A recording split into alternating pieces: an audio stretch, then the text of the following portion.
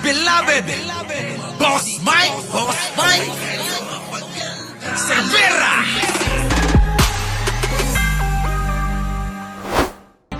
Formal ng hiniling ng Amerika na i-extradite o ilipat sa kanilang jurisdiksyon si Kingdom of Jesus Christ o KOJC Pastor Apollo Kibuloy. Nako, paano na yan, Banat Bay? Paano na ang payroll? Di ba, Hapino, 13, Nets, paano na ngayon ito? Di ba? Super New Visions, pa-deliver, pa-GMT, sabi nga ni Arnold Lopez Boss Mike, mga ada mo dito sa, Amerika, sosyalan. Ay, naku! Talaga? Ada. Mga ada mo dito sa Amerika, sosyalan. Roque. Rogue, Rogue. Talaga ba? Rogue? Yun. Sorry na lang ang mga, wala na. Matatapos na ang payroll nila, maisasara na yung grepo nila. Wala nang silbi ang pera kay Kibuloy Bakit tukan nyo, mga kababayan ko? Tingnan nyo, nasa kanya na lahat ang pera. Siyempre, naaambunan ni Digong yan ng mga ninanakaw ni Digong, di ba? Naaambunan yan Pero mga kababayan ko, ngayon, lahat ng bagay sa mundo talaga may katapusan. Na nagbuhay hari ka. Di ba? Nagbuhay hari ka. Tapos, eto na ngayon. Alalahanin mo, si Mima kaya nga nangako na nga ako.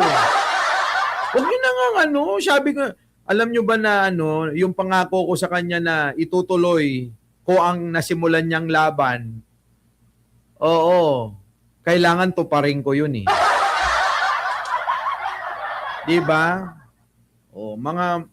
Ewan ko doon sa mga nagtatanggol kasi kay Martin, hindi nila kayang ipagtanggol. Di ba, tignan natin, kung ganito nang mangyayari, dahil yung mga 18 Marines na nagtuturo kay Martin, wala na. Nakaw!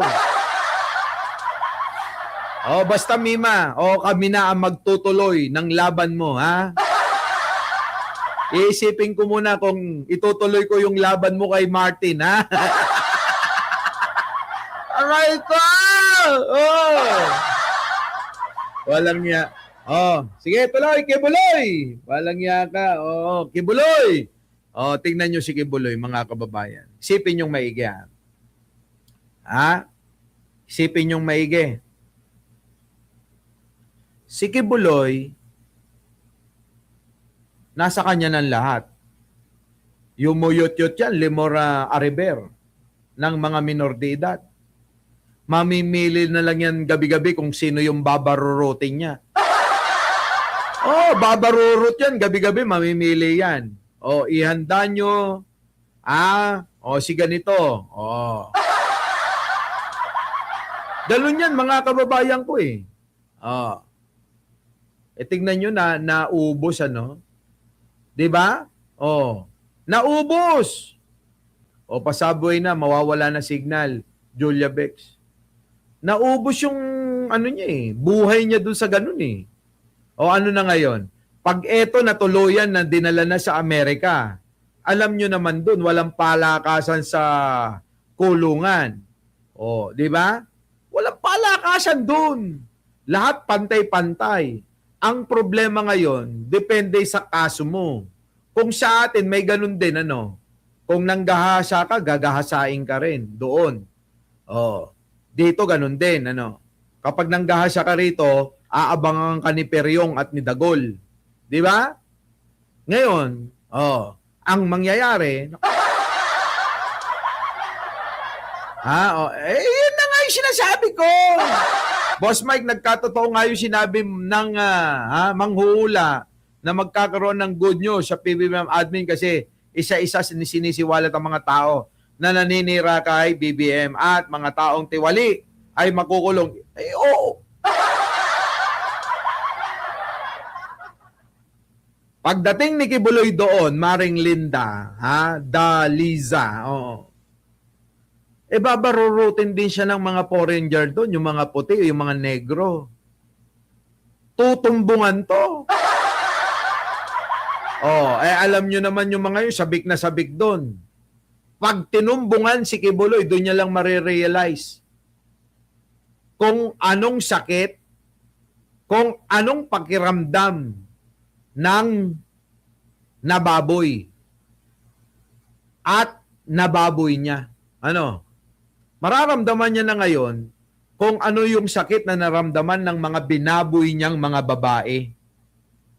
Yung bang walang kalaban-laban, yung wala pang tamang kaisipan para magdesisyon sa sarili niya, yun po may mga kababayan ng biniktima ni Kibuloy eh.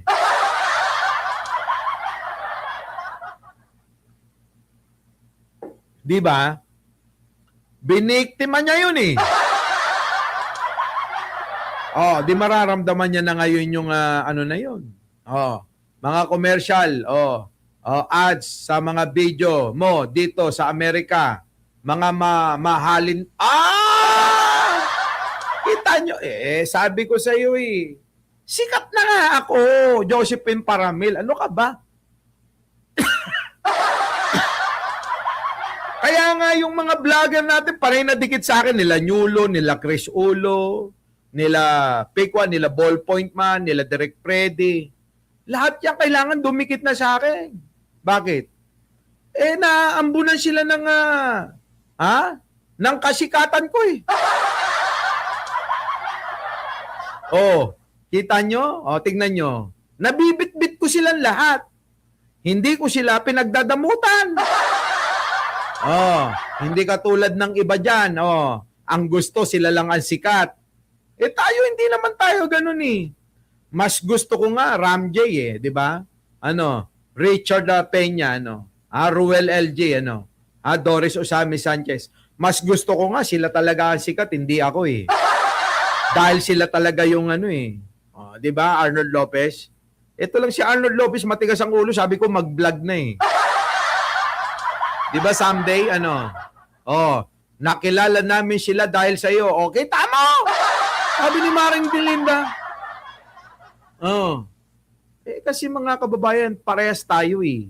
Totoo tayong tao. Hindi tayo yung makasarili. Wala ako sa pagkatao natin yung pagiging makasarili. Ano sabi ko sa inyo? Di baling wala nang matira sa inyo. Basta mag-subscribe kayo sa mga kaibigan natin. Mga kaibigan ko. Okay lang sa akin, walang matira rito eh. Di ba? Ganon kasi, libayan, hindi yung sinusolo mo lang. Ngayon, kita mo, na-discover ng mga tao, mukhang may something sa'yo. Paano ka na ngayon? Wala nang nanonood daw sa'yo. Ako nga, hindi na nanonood sa'yo eh. Dati nanonood ako sa'yo. Kaya lang, naboboard ako eh. Di ba, no? Di ba, sabi ni Marites Musni, sabi, si Ken Garcia, Boss Mike, lagi kang inaangat sa lahat ng kabutihan. Alam mo yung Marites Musni, di ba? Kahit hindi ko sabihin sa kanila, alam nila yung mga ginawa natin sa kanila. Ganyan ka rin eh. Parehas tayo eh. Alam nila yung mga ginawa nating mabuti. Hindi na natin kailangan sabihin. Sila na yung nagsasabi. Diba? Kaya nga kahit replay daming nagpapalipad, diba? Ganon, ibibless ka ni Lord, gagawa ng kaparaanan. Ganon. Kengkoy lang tayo, Kuya Maki, pero maraming mga nagmamahal sa atin. Baka akala mo. Ang daming nagmamahal sa atin. Sobra-sobra. Kahit yung mga DDS, mahal na mahal tayo eh. Di ba? Ganon tayo, Marites Musni, tanda mo yan. Di ba, Ai Chang? Sige, tuloy! Paglay po yan sa mga kaso niyang sex trafficking at Ako! racketeering sa Amerika. Kita nyo, sasabihin nyo na naman, sinungaling ako. Kita nyo? Sex trafficking. Kita nyo? Meron kagad, meron kagad hinipo ang puso. Ni bro. Sino? This is Jeneline Blaseco. Hinipo, magpalipad ka.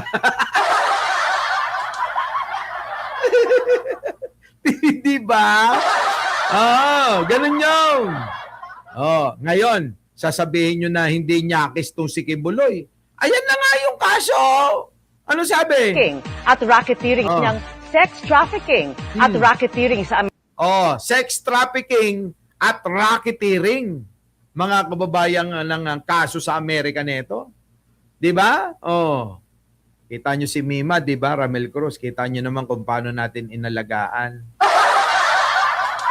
Hindi, alam nyo yan eh. Alam nyo yan eh, 'di ba? Inalagaan natin si Mima, 'di ba? Lahat binigay natin sa kanya para maging okay sana siya. Kaya lang, yun na lang talaga. Ha? 'Di ba, Benjiber? Bakit ka huwag mo ako pinag-aano ng ganyan na. Tinatakot mo ako eh. Lenin na Bahrain. 'Di ba? Ano ba 'yun? Jen ba 'yun? Jen Bahrain ba 'yun? Sorry malabo mata ko. Yan mga kababayan Virginia Domingo. Sige, tuloy. Amerika. Pinumpirma yan sa GMA News ni Philippine Ambassador to Washington, D.C., Jose Manuel Romualdez. Lumaki ba ulo ni minamahal? Na-transmit na anya ang request ng Amerika sa ating Department of Justice o DOJ. Sabi naman ng kampo ni Kibuloy, wala pa silang natatanggap na anumang dokumento mula sa DOJ kaugnay nito. Ang DOJ naman, sinabing hindi pa nila opisyal na natatanggap ang anumang dokumento kaugnay ng extradition request. Nakaw! Meron na nga. Nauna na ho dyan, mga kababayan, pinayagan na ho nila Luistro, nagkaroon ng tawag dyan, ng hearing sa Kongreso. Nagbotohan, mga kababayan, kung mayroon bang tututol na payagan na itong kahilingan ng Amerika na i-extradite na nga si Kibuloy dahil sa mga nagawa niyang kasalanan doon po sa Amerika. At ngayon nga'y formal nang hinihingi ang katawan lupa ni Kibuloy. Nako po. Kita nyo, no? Talagang ang buhay, mga kababayan ko, wala eh. Noon pa yan eh. Noon pa yan. Eto, noon pa yan. Puntahan natin yung mga dating mga balita. Ayan. Hinihiling ng Amerika na i-extradite o ilipat sa kanilang jurisdiksyon si Pastor Apollo Kibuloy. Ayon sa isang source ng GMA Integrated News. Kita Nakatutok nyo? si Salima Refran. Kibuloy.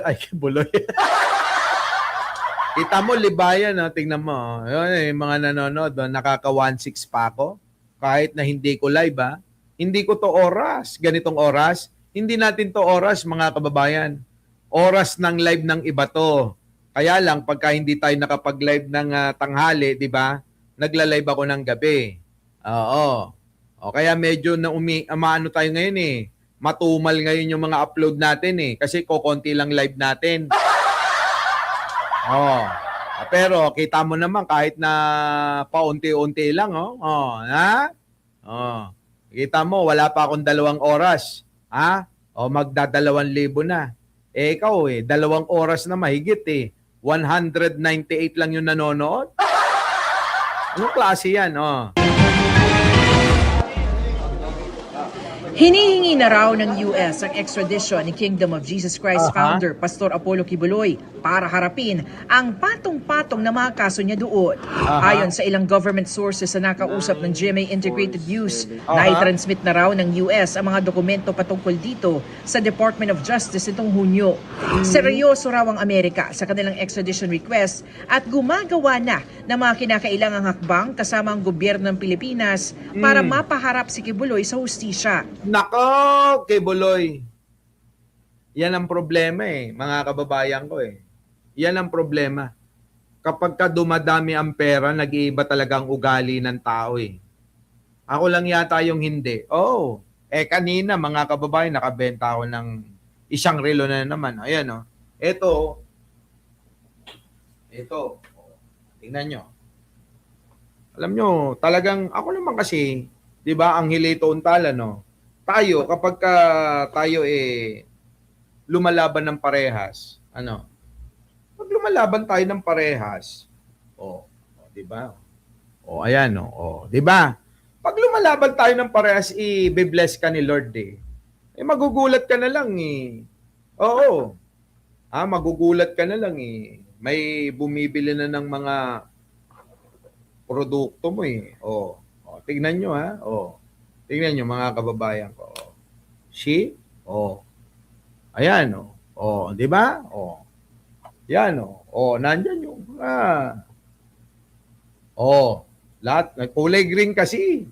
Tapos nakaano tayo. Kaya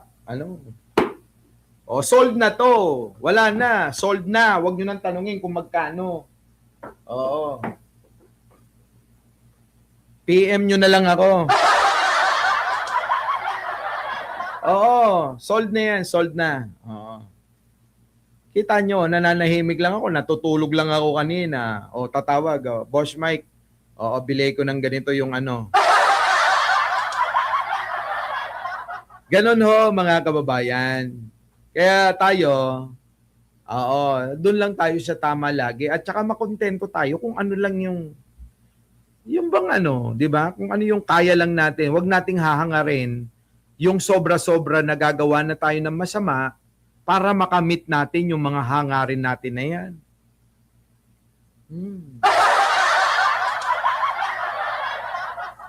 Oo, mga... ang Pepsi ngayon, dati kasi nasa 1.3 lang yan, 1.4. Wala na ngayon, tumas na 1.7 million na ngayon. Wala na kayong mabibili na ganun. Oo. Wala na tinigil na yung production nito. Stop na. In-stop na nila. Di ba? Ngayon, mga kababayan, di ba? Hindi natin kailangan ng masyadong exposure. Basta tayo ganito lang. Kung sino lang ang may gusto. Tatapatan ko kung magkano yung pera nyo. At marunong akong basta marami tayong alam dyan. Di ba? Ngayon, mga kababayan. Yan, tignan nyo. Si Kibuloy sobrang naghangad. Ano nangyari? Di nga, di ba? Biruin mo yung katapusan ng buhay mo, yung huling-huling chapter na ng buhay mo, imbis na masaya, imbis na naglilingkod kang totoo sa Diyos, imbis na magsisi ka, imbis na magligtas ka ng kaluluwa talaga, marami kang kaluluwa na niligaw. Ngayon, meron akong tip sa inyo. Di ba si Libiste? Si Libiste ay hindi dumalo sa NBI. Ay, DOJ ba yon? NBI? Saan ba yun siya dapat dadalo? Di ba inisnab niya? Wala na, tumakas na silang mag-ina. Ayon sa ating source, ay lumipad na po sila ng pa-Hong Kong silang mag-ina. At yung ina naman, di ba? Yung ina. Di ba hindi na nga pumapasok ng ilang araw yon? NBI, sa NBI. Hindi na pumapasok. Wala na. Tumakas na sila. Ay, bakit? Bakit? Kasi nga mga kababayan, tignan nyo yung mga ginagawa nila, hindi sila makontento. Bilyon na ang pera, ayaw pa nilang manahimik. Ngayon, gagamitin nila yung pera nila para mabuhay ng maayos sa malayo ng lugar. Nasaan na ngayon yung sinasabi nyong mahal nyo ang bayan? Eh di wala na. Wala na mga kababayan eh. Yung mga politiko, sabi nila, kaya ako tumatakbo dahil mahal ko ang bayan.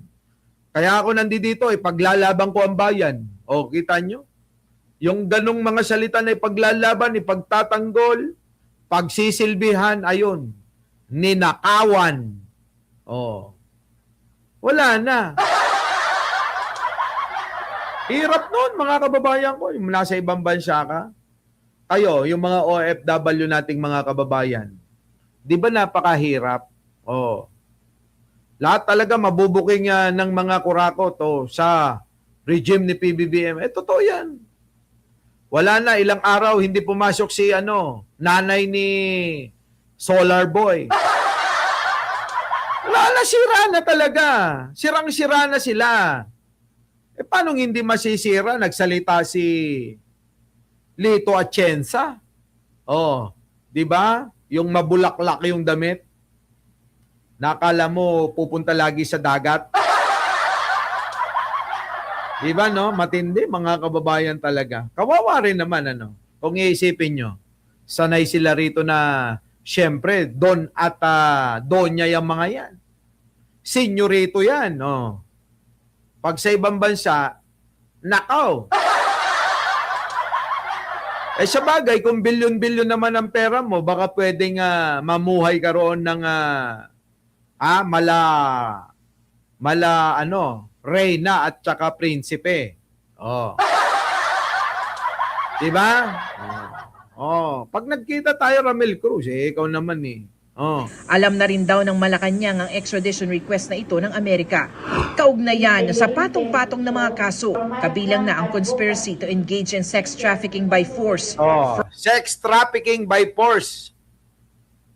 Pinipilit ni Kibuloy na makipagtalik. O baka naman sa kanya mismo o sa iba, makipagtalik yung mga babaeng minor de edad. Grabe, mga kababayan ko, Kapal ng mukha nito eh. Kala niya, wala na, wala nang talo sa akin. Tinalo ko na, yung tatay nyo. Ako, ganun-ganun pa siya, di ba? Ako na nga eh. Sabi niya ganun eh. Tinalo ko na yung tatay nyo. Tinalo ko na si Lucifer.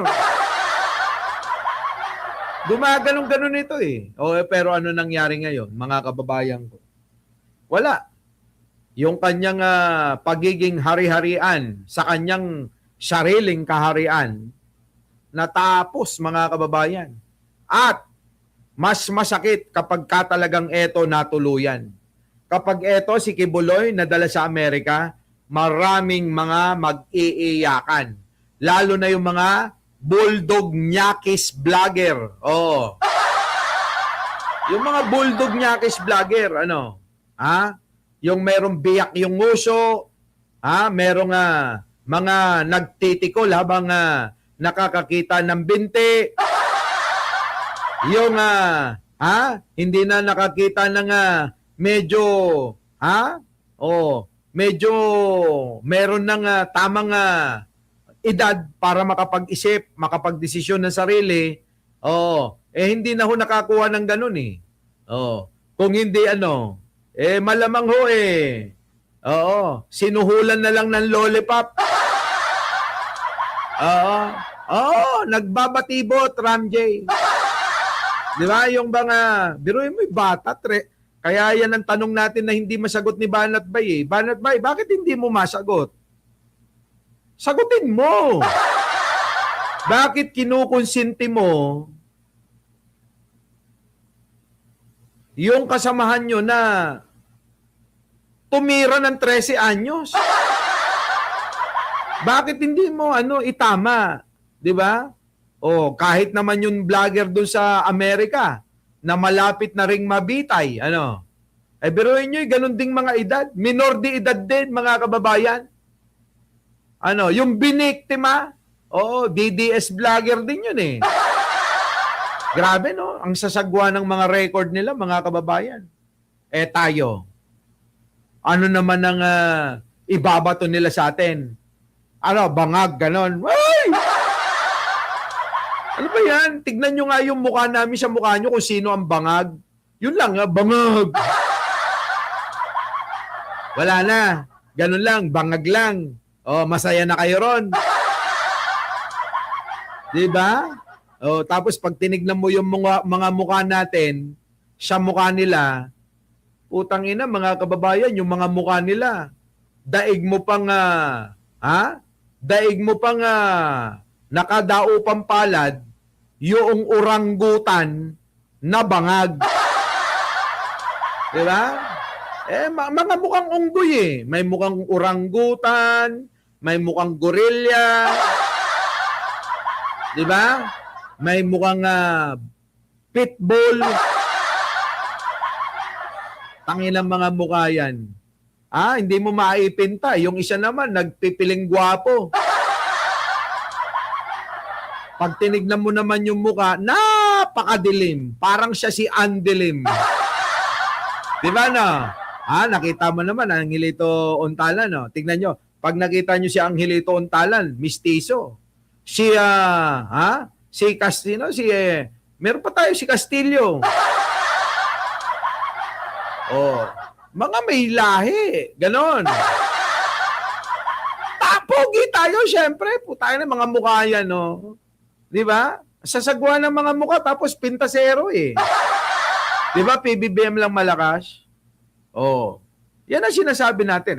Lalo na ngayon. Yung mga makakasama natin, yung mga beauty talaga, magaganda. Nako, mga kababayan, ewan ko na lang. Pag nakita nyo yung mga girl lalo.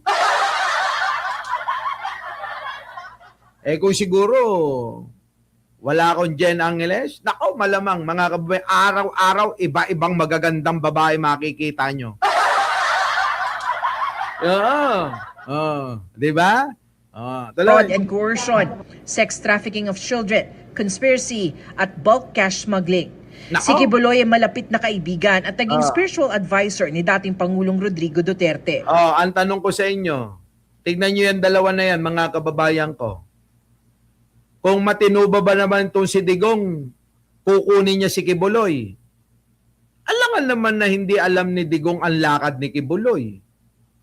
Tama? Alangan naman na si Kibuloy, hindi niya alam yung lakad. Nino? Ni Digong. Ibig sabihin, silang dalawa mismo, alam nila na mga demonyo sila. Di ba? Alam nila na mga demonyo sila, mga kababayan ko. Yan o.